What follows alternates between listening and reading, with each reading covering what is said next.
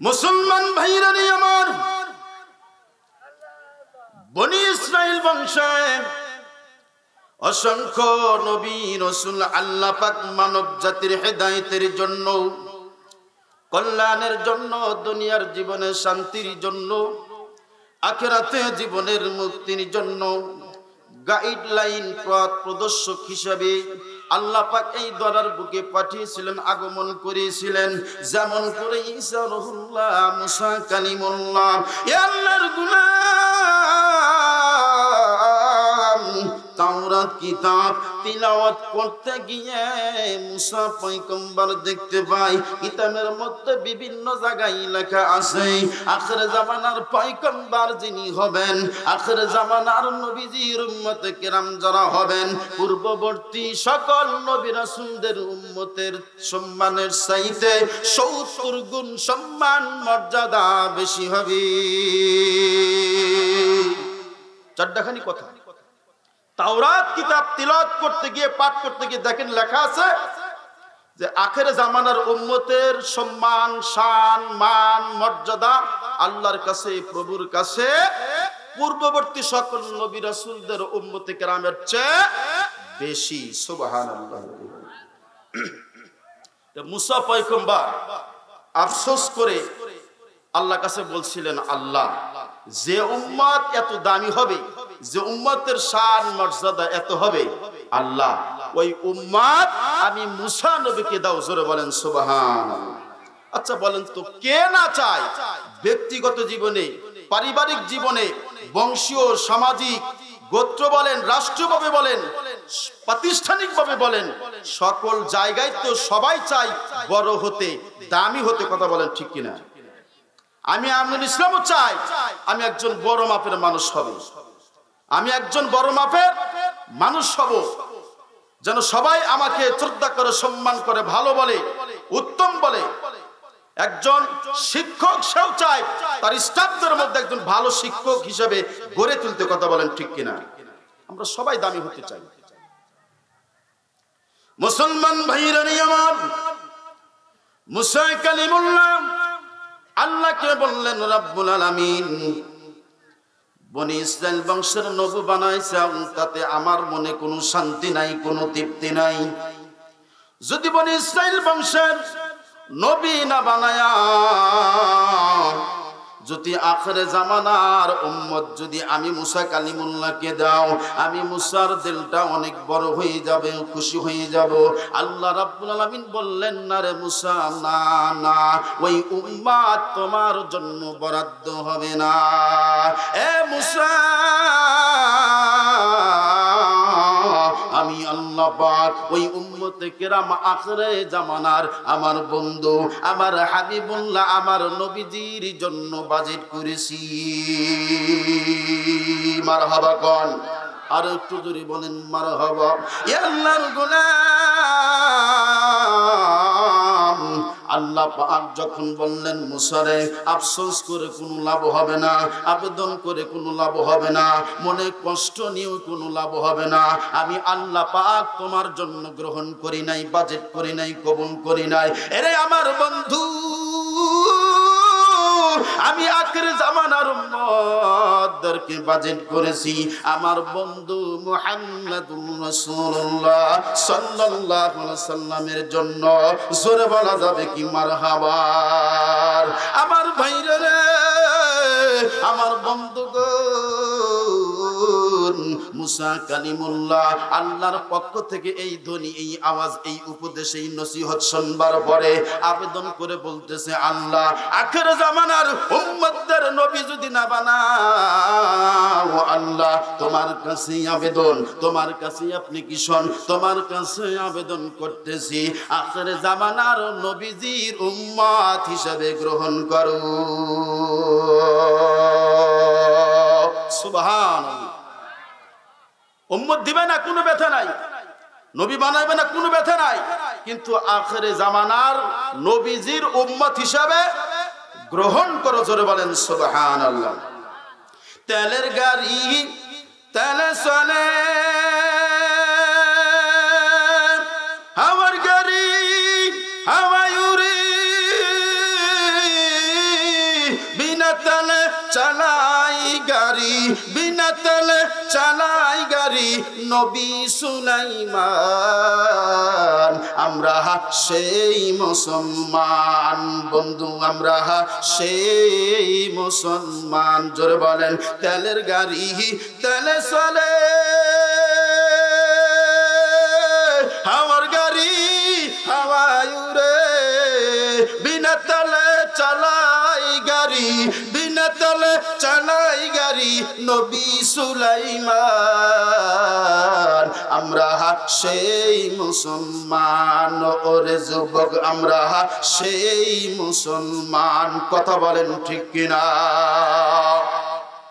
সেই নবীর উম্মত আমরা। আমাদের দাম বেশি না কম? জোরে বলেন বেশি না কম? ওই নবীজির সম্মানের যুদ্ধ ভালোবাসায় লক্ষ্য করি দরুদ সালাম সবাই জবান খুলে পড়ি সাল্লাল্লাহু আলাইহি ওয়াসাল্লাম। সম্মানিত উপস্থিতি, কুরআনুল কারীম থেকে সর্ববৃহৎ 114টি সূরার মধ্যে 2 নাম্বার সূরা সূরাতুল বাকারা কুরআনুল কারীমের মধ্যে সবচেয়ে একটি বড় সর্ববৃহৎ একটি সূরা। এই সূরার প্রথম অংশ থেকে 5টি আয়াত কারিমা আপনাদের সামনে উপস্থাপন করেছি, তেলাওয়াত করেছি। বিশ্ব নবীজির লক্ষ লক্ষ মুহসিনত বাণী থেকে, হাদিস থেকে একটি হাদিস ভূমিকায় সূচনায় তুলে ধরেছি। নিয়ত করেছি আপনারা যদি ভদ্রভাবে শালীনতা বজায় রেখে ভালোবাসা দিয়ে, মায়া দিয়ে, দরদ দিয়ে আমার প্রতি নেক দৃষ্টি দান করেন, আমার মহান রব মহান মালিক যদি আমাকে রহম করেন, করম করেন, দয়া করেন, মায়া করেন, কিছু কথা এই আয়াত এবং হাদিসের আলোকে বলবার জন্য আজকের যে আয়োজন, যে লক্ষ্য, যে উদ্দেশ্যের উপর ভিত্তি করে যেন কিছু কথা বলতে পারি এবং সেগুলো যেন আমরা সকলেই বাকি জীবনে আমল করতে পারি, এই নিয়তে আসছি এবং বসছি। আল্লাহ তাআলা যেন কবুল করে বলেন আমিন। এই সূরাতে আপনার 286টি আয়াত রয়েছে এবং 40টি রুকু রয়েছে। এটি প্রথম পারার সূরা। এই সূরাটি বিষয়বস্তু বিভিন্ন শরীয়তের আহকাম, বনী ইসরাইল বংশের কথা বলা হয়েছে এবং বিশেষ করে যারা ঈমানদার, যারা মুমিন, তাদের গুণাবলী, তাদের কি বৈশিষ্ট্য, তাদের কি সিম্পটম গুলা প্রকাশিত হবে। ঈমানদার কারা হবে, প্রকৃত মুমিন কারা হবে। আমি যতই দাবি করি আমি ঈমানদার, আমি ঈমানদার, আমি মুমিন, আমি মুমিন, কিন্তু এই গুণাগুণগুলো যদি আমার মধ্যে না থাকে, এই বৈশিষ্ট্যগুলো যদি আমার মধ্যে না থাকে, তাহলে আমি যতই বলি, যতই দাবি করি, যতই মিছিল করি, মিটিং করি, আসলে প্রকৃত ঈমানদার আমি হব, প্রকৃত ঈমানদার আমি হতে পারবো যতক্ষণ পর্যন্ত এই আয়াতের মুমিনদের যে বৈশিষ্ট্য গুণাবলীর কথা বলা হয়েছে আল্লাহ তাআলা তুলে ধরেছেন, এই গুণাবলীগুলো যদি আমরা অর্জন করতে না পারি, আমার আপনার মধ্যে যদি না থাকে, তাহলে আমি ঈমানদার হতে পারবো না। আসুন আল্লাহ পাক আমাদের সবাইকে কবুল করুক, বলেন আমিন। আউযু বিল্লাহি মিনাশ শাইতানির রাজীম। বিসমিল্লাহির রহমানির রহিম। আলিফ লাম মিম।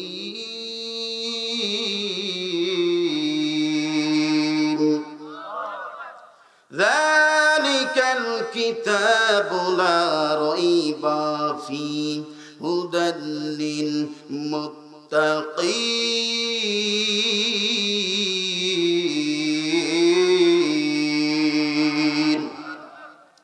মুসলমান ভাইরা আমার, আল্লাহ রাব্বুল আলামিন কুরআনুল কারীমের 2 নাম্বার সূরা সূরাতুল বাকারা, এটি সর্ব একটি বৃহৎ সূরা। সূরার শুরুতে আলিফ লাম মিম, এই বর্ণগুলো মুফাসসিরুল কিরাম বলেছেন হরফে মুকাত্তাআত। এই হরফগুলোর অর্থ আল্লাহ আর আল্লাহর রাসূলই ভালো জানেন, পৃথিবীর কোনো মানুষ এইগুলোর অর্থ জানে না। ইয়াসিন হাকীম আলিফ লাম মিম রা। এগুলো সবগুলো হরফে মুকাত্তাত। এগুলোর অর্থ আজ পর্যন্ত কোনো মুফাসসিরুনে কিরাম করতে পারে নাই। আল্লাহ পাক চ্যালেঞ্জ ছুড়ে দিলেন, যালিকাল কিতাবু লা রাইবা ফীহি হুদান লিল মুত্তাকিন। নবী আপনি বলে দেন, আমি এমন একটি গাইডলাইন, গাইড বুক, এমন একটি ঐশী গ্রন্থ কিতাব আমি আল্লাহর পক্ষ থেকে মানব জাতির হেদায়েতের জন্য, কল্যাণের জন্য আমি আপনার উপর নাজিল করলাম, আপনার উপর প্রেরণ করলাম।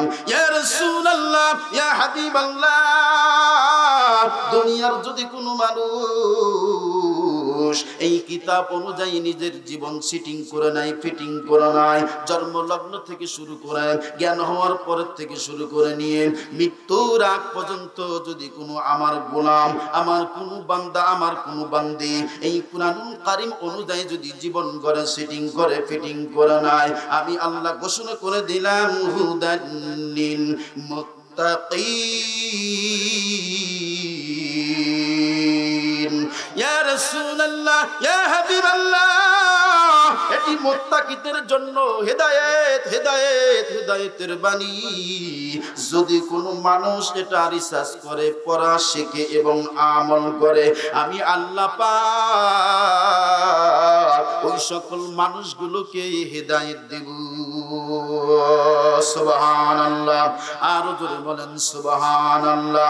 আল্লাহ পাক পরের আয়াতে বলেন, আল্লাযীনা ইউমিনুনা বিল গায়বি ওয়া ইউকিমুনাস সালাতা ওয়া মিম্মা রাযাকনাহুম ইউনফিকুন। আল্লাহু আকবার।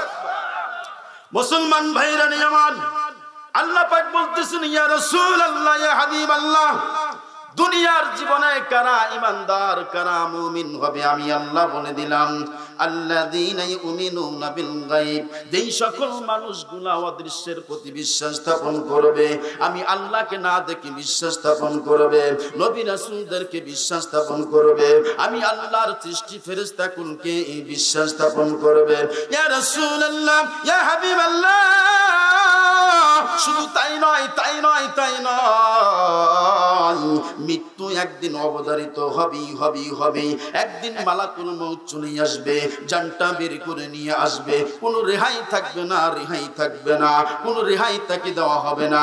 যতই পলায়ন করুক, যতই চেষ্টা করুক, যতই বাহাদুরি করুক, নবী আমার আপনি জানাইয়া দেন, মৃত্যুর স্বাদ তাকে গ্রহণ করতেই হবে, করতেই হবে, করতেই হবে।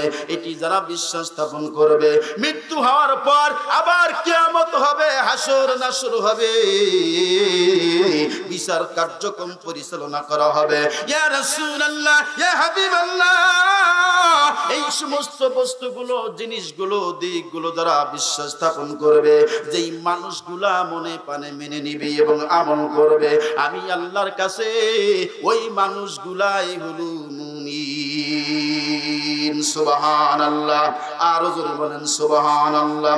আমার আল্লাহ পাক পরের আয়াতে বলেন, ওয়াল্লাযীনা ইউমিনুনা বিমা উনজিলা ইলাইকা ওয়া মা উনজিলা মিন ক্বাবলিক ওয়া বিল আখিরাতি হুম ইউকিনুন। ইয়া রাসূলুল্লাহ, ইয়া হাবিবাল্লাহ, এবং ওই মানুষগুলা ঈমানদার হবে।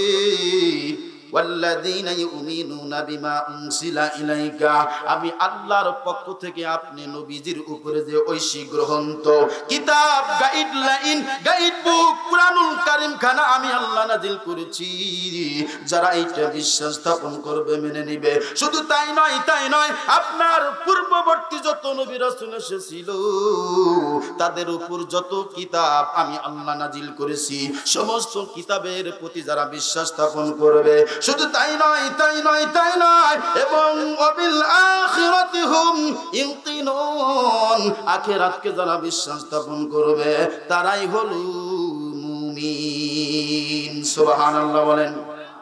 তাহলে ঈমানদারদের বৈশিষ্ট্য কি?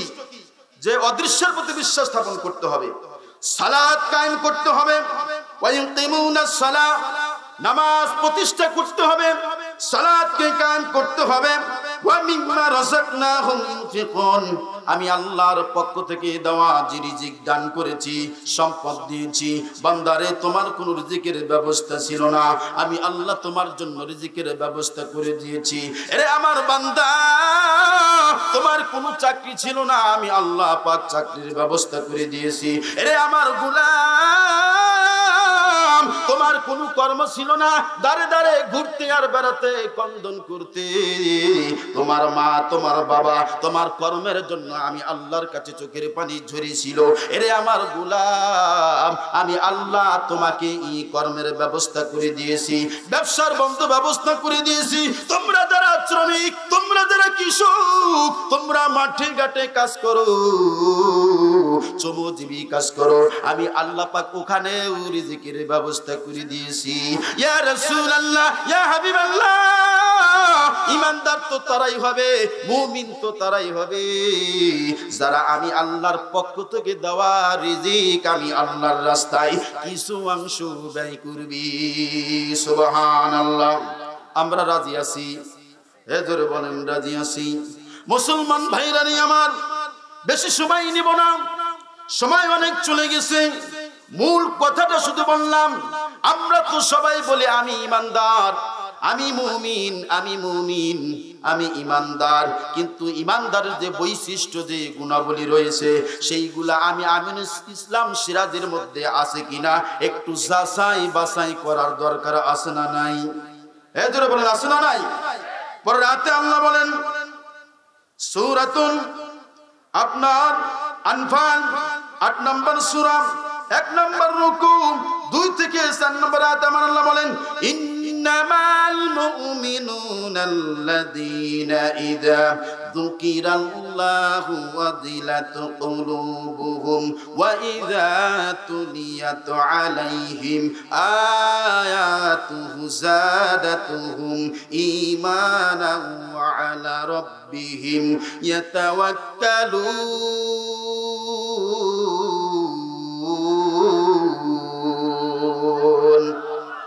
মুসলমান ভাইরা আমার, আল্লাহ পাক বলেন ইন্নামাল মুমিনুনাল্লাযীনা ইযা যুকিরাল্লাহ, নিশ্চয় তারা ঈমানদার, নিশ্চয় তারা মুমিন। ইযা যুকিরাল্লাহ, যখন তাদের সামনে আল্লাহর জিকির করা হয়, প্রভুর জিকির করা হয়, আল্লাহ তাআলার নাম জপ করা হয়, তেলাওয়াত করা হয়, উচ্চারণ করা হয়, এই কথাগুলো যখন তারা শুনতে পায়, যেই সকল মানুষগুলা শুনতে পায়, নবী আমার আপনি জানা দেন ওয়াজিলাত কুলুবুহুম, তখন তাদের অন্তর ভীতু হয়ে যায়। যখনই আল্লাহর নাম শোনে, যখনই আল্লাহর জিকির শোনে, তখন অন্তরের মধ্যে ভয় আসে, আল্লাহ আল্লাহ একজন আছে, স্রষ্টা একজন রয়েছেন, প্রভু একজন রয়েছেন, এই ভয় যাদের দিলের মধ্যে থাকে তারাই কি প্রকৃত মুমিন। আল্লাহ পাক বলেন ওয়া ইযা তুলিয়াত আলাইহিম আয়াতুহু যাদাতুহুম ঈমানাও, যখন তাদের সামনে কোরআনের আয়াতগুলো, আল্লাহর পক্ষ থেকে দেওয়া এই আয়াতগুলো, সেন্টেন্সগুলো যখন তেলাওয়াত করা হয়, এই তেলাওয়াত শুনে শুনে তখন তাদের ঈমান পূর্বে যে অবস্থায় ছিল, এই কোরআনের তেলাওয়াত, এই কোরআনের সূরাগুলোর আয়াতের তেলাওয়াত শোনার পর তাদের ঈমান আরো বেড়ে যায়। সুবহানাল্লাহ। তাহলে এই যে কোরআনের তেলাওয়াত শুনলে, কোরআনের জিকির শুনলে, আল্লাহর জিকির শুনলে যাদের ঈমান আরো পাকাপোক্ত হয়, বেড়ে যায়, এই মানুষগুলাই হলো প্রকৃত মুমিন। এটা আমার কথা নয়, আল্লাহ তাআলা বলছেন। আর একটি গুণাবলী রয়েছে, আল্লাহ পাক বলতেছেন কি ওয়া আলা রাব্বিহিম ইয়াতাওয়াক্কালুন, ঈমানদার মানুষ যারা হবে তারা বিপদে আপদে সুখে দুঃখে সর্বসময় সর্বক্ষণ আল্লাহর উপর তাওয়াক্কাল করবি। সুবহানাল্লাহ। আরো জোরে বলেন সুবহানাল্লাহ। বিপদে আপদে মুসিবতে সুখে দুঃখে আমরা তাওয়াক্কুল করব কার উপর? জোরে বলেন কার উপর? মেম্বার, চেয়ারম্যান, এমপি, মন্ত্রী, জজ, ব্যারিস্টার, উকিল, যাই বলি না কেন, যাই হই না কেন, তাওয়াক্কুল করব কার উপর? জোরে বলেন কার উপর? কিন্তু বাংলাদেশের চিত্র ভিন্ন। বিগত 15 থেকে 16টি বছর যারা বাংলাদেশকে শাসন করেছে, এই স্বৈরাচার জালিম সরকার, এরা জোর করে জুলুম করে, এরা এই ইমানদার যে বৈশিষ্ট্য যে গুণাগুণ, এটা এরা দেখেও দেখে নাই, শুনেও শুনে নাই যে কি ঈমান ওয়া আলা রাব্বিহিম ইয়াতাওয়াক্কালুন। ক্ষমতার দেওয়ার মালিক কে? এই ধরে বলেন কে? কিন্তু না, দিনের ভটকে রাতে করেছে। মানুষগুলোকে, অসহায় নিরাপদ মানুষগুলোকে মামলা দিয়ে, হামলা দিয়ে জেলে ভর্তি করে, বন্দুকের ভয় দেখিয়ে, হামলা মামলার ভয় দেখিয়ে, দিনের ভোট রাতে করে, জোর করে, জবরদস্তি করে, আল্লাহর উপর তাওয়াক্কুল না করে তাওয়াক্কুল করেছে কি? বন্দুকের উপর। কথা বলেন ঠিক কিনা? শেষ পর্যন্ত 5ই আগস্ট ছাত্র এবং জনতার আন্দোলনকে স্তব্ধ করার জন্য প্রশাসন বাহিনী দিয়ে যেইভাবে 16ই জুলাই থেকে 5ই আগস্ট পর্যন্ত যেইভাবে ছাত্র এবং জনতা, পত্রিকার রিপোর্ট প্রমাণ করেছে, বিমান থেকে গুলি চালিয়ে, বৃষ্টির মতো গুলি চালিয়ে 34 জন বাচ্চা শিশুকে হত্যা করেছে। জোরে বলেন নাউজুবিল্লাহ। মানুষ কি ইমানদার হতে পারে? মুমিন হতে পারে? জোরে বলেন, জোরে বলেন, সবাই বলেন। যারা বলছে না মনে হবেন ওই গ্রুপের লোক। কথা বলেন ঠিক কিনা? দল আমার পরিচয় নয়, দল আমাকে জান্নাত নিয়ে যাবে না, জান্নাত আমাকে আমল দিয়েই নিয়ে যেতে হবে। কথা বলেন ঠিক কিনা? দল এমন দল করতে হবে যেই দলের মধ্যে আল্লাহর কালাম আছে, আল্লাহর হুকুম আছে, নবীদের আদর্শ আছে, সাহাবায়ে কেরামদের আদর্শ আছে। যেই দলের নেতার শাসন শুনলে, আদেশ শুনলে কলিজা ঠান্ডা হয়ে যায়, আপনার কবর জগৎটা আলোকিত হবে, নূরে নূরান্বিত হবে, সেই নেতা আমরা চাই। কথা বলেন ঠিক কিনা? কে আওয়ামী লীগ, কে বিএনপি, কে জামাত ইসলামী, কে জাতীয় পার্টি, এটা কবরে দেখা হবে না। কিন্তু শেষ পর্যন্ত এই স্বৈরাচার জালেম, ভারতের সেবাদাস, ফ্যাসিস্ট জালিম সরকার এবং তার লেলিয়ে দেওয়া বাহিনী, গুন্ডা বাহিনী দিয়ে, প্রশাসন বাহিনী দিয়ে তারা কি করেছে? গুলি করে ছাত্র জনতাকে হত্যা করেছে। ওরা চেয়েছিল, ওরা ছাত্র মেরে চেয়েছিল থাকতে ক্ষমতায়, ওরা আলেম মেরে চেয়েছিল থাকতে ক্ষমতায়, থাকিতে পারে নাই। আলেমরা পালাই না, জালেম পালাই। কথা বলেন ঠিক কিনা? এতগুলো আলেমকে ক্ষমা চাওয়ার জন্য তাদেরকে চ্যালেঞ্জ করা হয়েছিল, তাদেরকে অফার দেওয়া হয়েছিল, কিন্তু আল্লাহর ওলিরা কখনো এই মিথ্যা, এই চ্যালেঞ্জ গ্রহণ করে না। দুনিয়ার কারো কাছে, কোন নেতার কাছে, কোন মন্ত্রীর কাছে মাথা নত করবে না।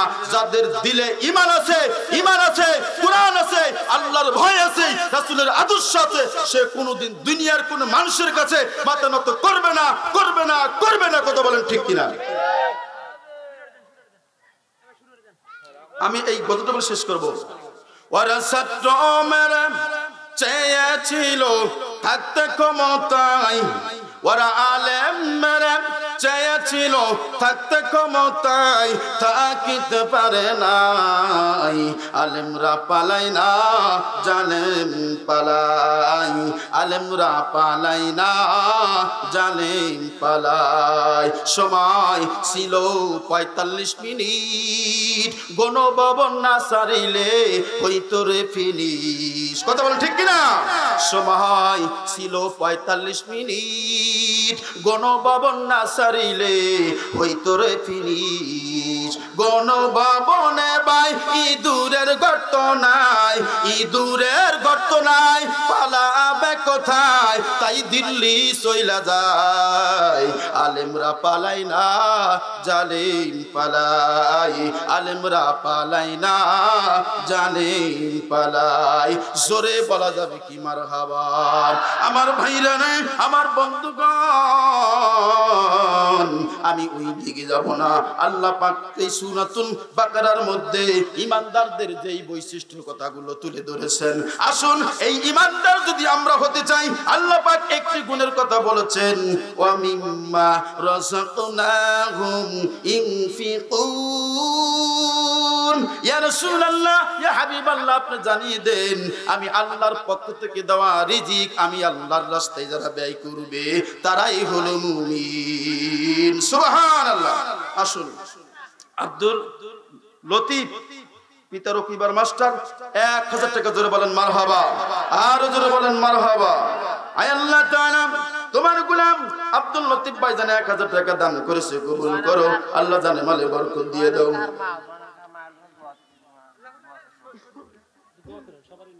মুসাম্মাদ রহিলা খাতুন, স্বামী মৃত্যু হাসান আলী। মুঝে কো পাওয়ালো মুসাফির না সমঝো, मैं आया नहीं हो बुलाया गया हो, मैं आया नहीं हो बुलाया गया हो, कि मैं औमा बना कर सताया गया हो, मैं रोया नहीं हो रुलाया गया हो। जोर बोले मरहबा। मैं रोया नहीं हो रुलाया गया हो। अल्लाहुम्मा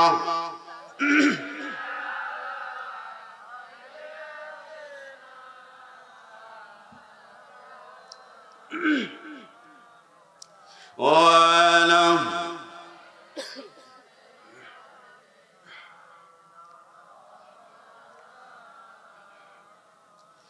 खुदा जाने कैसी है ये मेजबानी, 72 प्यासों कहे बंद पानी, खुदा जाने कैसी है ये मेजबानी, 72 प्यासों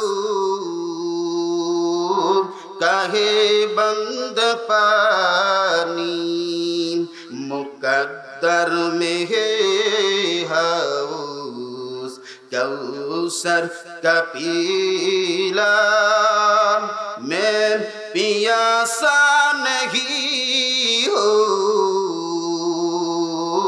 पिलाया गया हूँ, मैं पियासा नहीं हो पिलाया गया हूँ। मुझे कुफा वालों मुसाफिर न समझो, मैं आया नहीं हो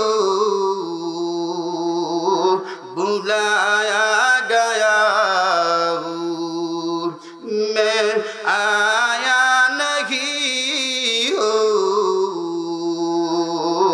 बुलाया गया हूँ। अल्लाहुम्मा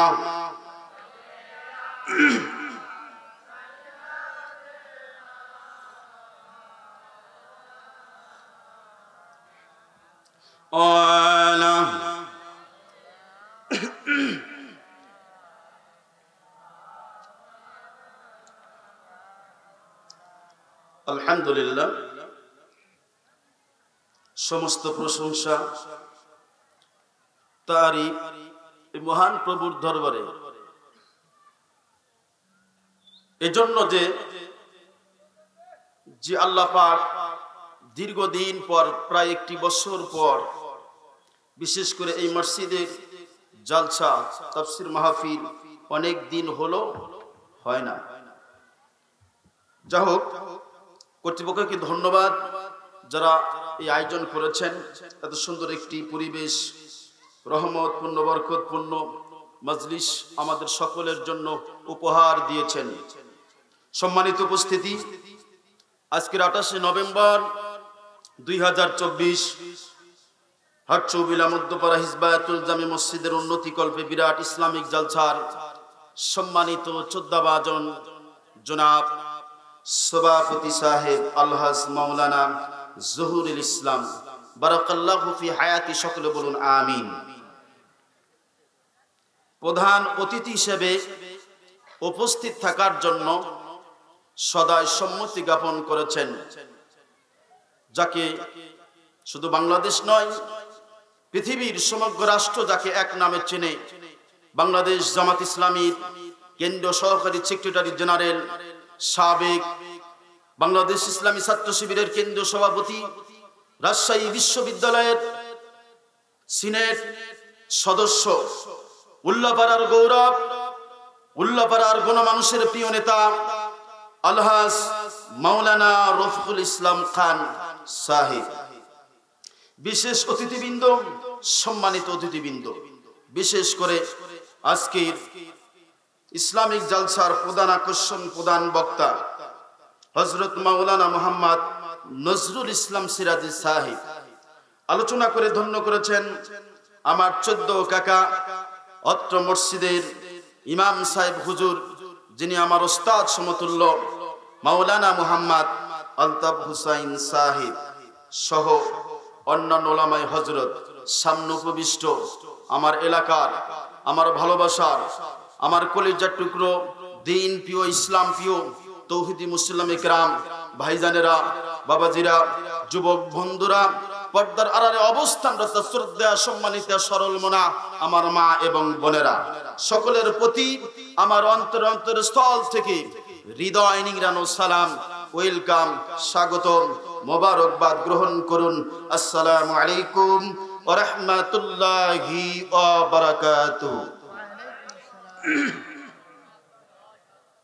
আলহামদুলিল্লাহ, সমস্ত প্রশংসা মহান আল্লাহ পাকের দরবারে, যে আল্লাহ পাক আমাদের সকলকে আজকের এই আসমানের নিচে, এই জমিনের উপরে, বাংলার ছোট্ট একটি ভূমি, উল্লাপাড়া উপজেলার অন্তর্গত হাটচৌবিলা মধ্যপাড়া হিজবাতুল জামি মসজিদের উন্নতি কল্পে হিদায়াতমূলক, নসিহতমূলক, রহমত এবং বরকতমূলক কুরআনের দোয়ার মাজলিসে, ইসলামিক জালসার, দ্বীনি ইলম শিক্ষার পাঠশালায় আমাকে আপনাকে কিছু স্বল্প সময়ের জন্য বসার জন্য কবুল করেছেন, কিছু কথা বলবার এবং সবাইকে শুনবার জন্য যে নিয়ামত, যে পরিবেশ, যে সিচুয়েশন আল্লাহ পাক আমাদের সকলের জন্য বরাদ্দ করেছেন, এজন্য আমরা সকলে খুশি হয়ে জবান খুলে এই প্রভুর দরবারে কালিমাতুল শুকর আদায় করি।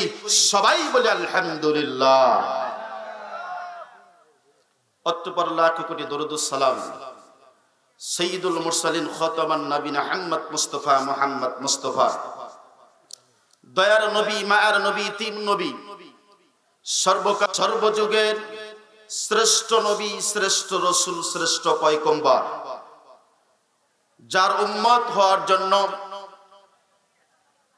বনি ইসরাইল বংশের অসংখ্য নবী, রাসূল, পয়গম্বর আল্লাহর কাছে আবেদন করেছেন, অ্যাপ্লিকেশন করেছেন, আফসোস করেছেন, অনুতপ্ত হয়েছেন, অনুশোচনা করেছেন, হাই হাই করেছেন, আল্লাহ তুমি যদি বনি ইসরাইল বংশের নবী না বানায়া, পয়গম্বর না বানায়া, তুমি যদি আখিরে জামানার পয়গম্বরের নবীদের উম্মত হিসেবে গ্রহণ করতে, কবুল করতে, এ বনি ইসরাইল বংশের নবুয়তের জিন্দেগির চাইতে আখিরে জামানার নবীদের উম্মতের জিন্দেগিকেই আমরা সবচেয়ে হাইলাইট বড় মনে করতাম। বলেন সুবহানাল্লাহ।